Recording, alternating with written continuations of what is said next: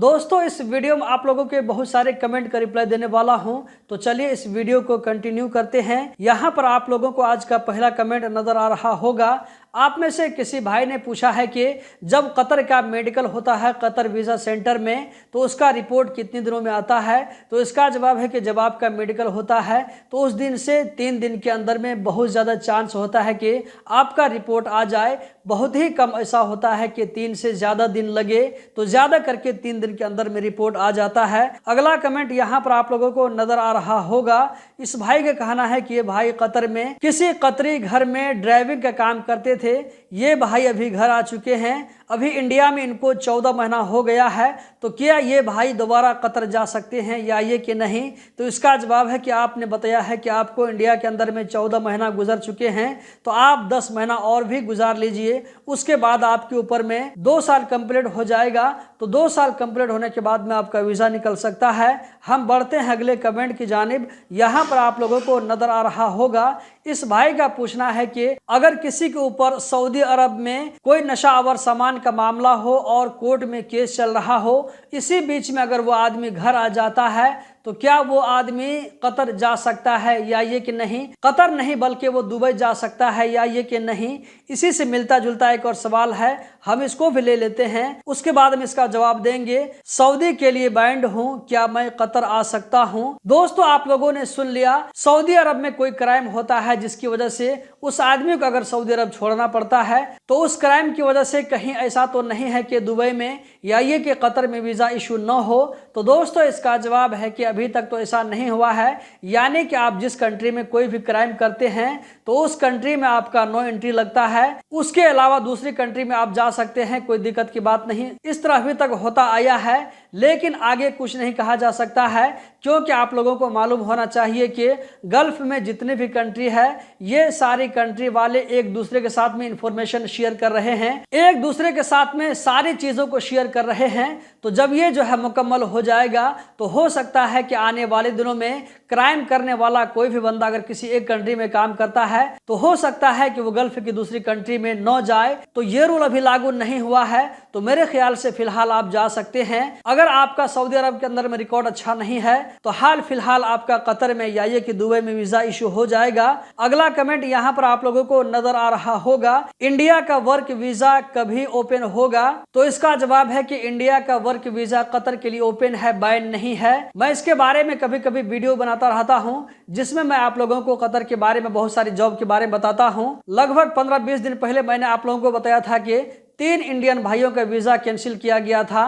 तो इससे पता चलता है कि वीजा इशू हो रहा है, वीजा बंद नहीं हुआ है। हम बढ़ते हैं अगले कमेंट की जानिब। इस कमेंट में इस भाई का पूछना है कि ये भाई जिस कंपनी में काम कर रहे हैं तो उस कंपनी को बिना बताए दूसरी कंपनी में चेंज कर सकते हैं या ये कि नहीं। तो इसका जवाब है कि आप चेंज कर सकते हैं, लेकिन यहाँ पर मैं आपको सजेस्ट करना चाहूँगा कि आप 2 साल कंप्लीट करने के बाद ही में चेंज का काम करें, वरना यहाँ पर यह भी चांस बनता है कि बहुत सारे लोग क्या करते हैं कि जैसे ही कतर जाते हैं 2-3 महीना 4 महीना गुजरता है, उसी के बाद से ही दूसरी कंपनी में चेंज करने का काम शुरू कर देते हैं। तो ऐसे में क्या है कि आपकी पुरानी कंपनी आपके चेंज के प्रोसेस को रोकवा सकती है। इस बात का बहुत ज्यादा चांस रहेगा। 2 साल के बाद क्या होता है कि आपकी एग्रीमेंट खत्म होने वाली होती है, तो उस वक्त आप जो है लड़ करके भी कोर्ट में भी लड़ करके आप चेंज ले सकते हैं, लेकिन उससे पहले आपकी कंपनी एप्लीकेशन को कैंसिल भी करवा सकती है। हम बढ़ते हैं अगले कमेंट की जानिब। यहाँ पर आप लोगों को नजर आ रहा होगा, कतर में नेपाल से नया आदमी आ सकता है कि नहीं।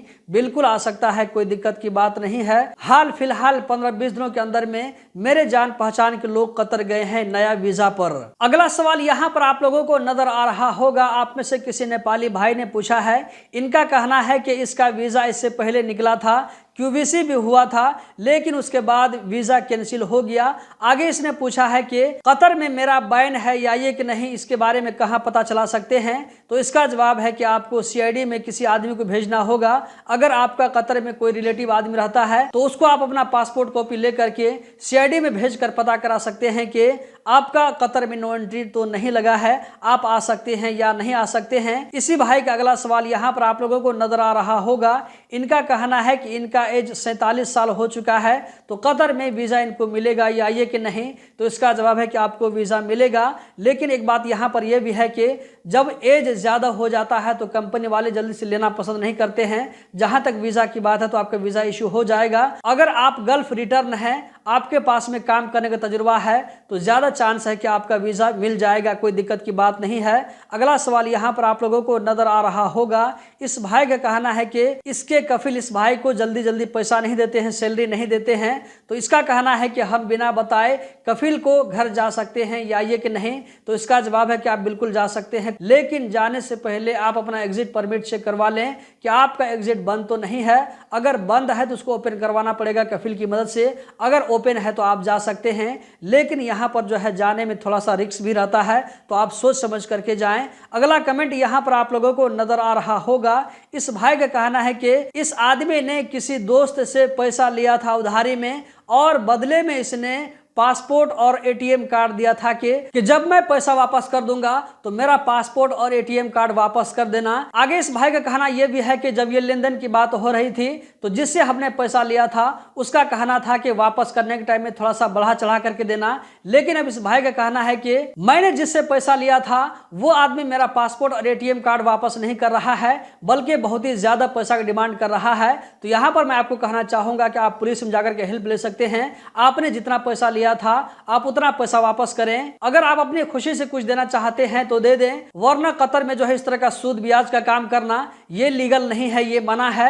आप इसके बारे में पुलिस से भी मदद ले सकते हैं, तो आप पुलिस में जाकर के बात करें। उम्मीद है कि आपकी बात जरूर सुनी जाएगी। अगला सवाल यहाँ पर आप लोगों को नजर आ रहा होगा। भाई आपकी वीडियो हमारे लिए काफी इंफॉर्मेटिव होती है, ये लाजमी बताइएगा कि अगर एक आदमी बहुत पुराना कतर में रह रहा हो और कंपनी में काम कर रहा हो और अचानक उसके साथ कोई तकलीफ बीमारी आ जाती है तो उसको कंपनी क्यों निकाल देती है? क्या वो बंदा बीमार हो जाता है उसको कंपनी निकाल देती है? चाहे टिकट भी दे, कुछ भी दे, लेकिन उसको क्यों निकालती है? दोस्तों इसका सवाल मेरे ख्याल से आप लोगों को समझ में आ गया होगा। तो यहाँ पर मैं कहना चाहूंगा कि आजकल हर आदमी जो है मतलबी होता जा रहा है। कंपनी वाले को वो बंदा चाहिए जो कि काम करके दे, बीमार बंदा नहीं चाहिए, वरना उसका बहुत सारा पैसा बीमार बंदे के पीछे में खर्च हो जाएगा। तो कंपनी वाले इसीलिए आफियत ये समझते हैं कि इसको जल्दी से टिकट दे करके घर भेज दिया जाए, ताकि आगे का जो प्रोसेस होगा, जो भी प्रॉब्लम होगा, वो कंपनी के ऊपर में न आ सके। दोस्तों यही चीज जो है सारी जगहों में देखा जाता है। मेरे ख्याल से अगर आप भी कल कंपनी के ओनर बनेंगे तो हो सकता है कि आप भी ऐसा ही करेंगे। आज का लास्ट सवाल यहाँ पर आप लोगों को नजर आ रहा होगा। आप में से किसी भाई ने इंग्लिश में सवाल किया है। इस भाई का कहना है कि मैं पहले यानी कि शुरुआत में टाइपिंग सेंटर से रिलेटेड वीडियो अपलोड करता था, जहां पर मैं आप लोगों को सिखाता था कि कतर में ये काम कैसे करना है। तो ये भाई शिकायत करते हुए नजर आ रहे हैं कि आप फिर से उस तरह की वीडियो को अपलोड करना शुरू कीजिए, क्योंकि इस तरह की वीडियो से लोगों को बहुत ही ज्यादा हेल्प मिलती है। इस भाई ने मेरी वीडियो से बहुत कुछ सीखा है। तो मैं इस भाई को कहना चाहूंगा कि अभी जो है मेरे पास में टाइम का जो है काफी दिक्कत है, मैं टाइम नहीं निकाल पा रहा हूँ। इसी की वजह यह है कि मैं आप में से अक्सर भाइयों को रिप्लाई नहीं दे पाता हूं, बल्कि हर सोमवार को एक Q&A वीडियो बना देता हूं, जिसमें आप में से बहुत सारे भाइयों को रिप्लाई दे देता हूं। आप लोगों की जानकारी के लिए बताता चलूं कि मैं एक टीचर भी हूं, मुझे उधर भी टाइम देना पड़ता है। बाकी टाइम में मैं आप लोगों के साथ में इस तरह की वीडियो बना करके शेयर करता हूं। आपने रिक्वेस्ट किया है, अगर और भी लोगों की तरफ से रिक्वेस्ट आएंगे तो मैं कोशिश करूंगा उस तरह की वीडियो फिर से दोबारा अपलोड करने के लिए।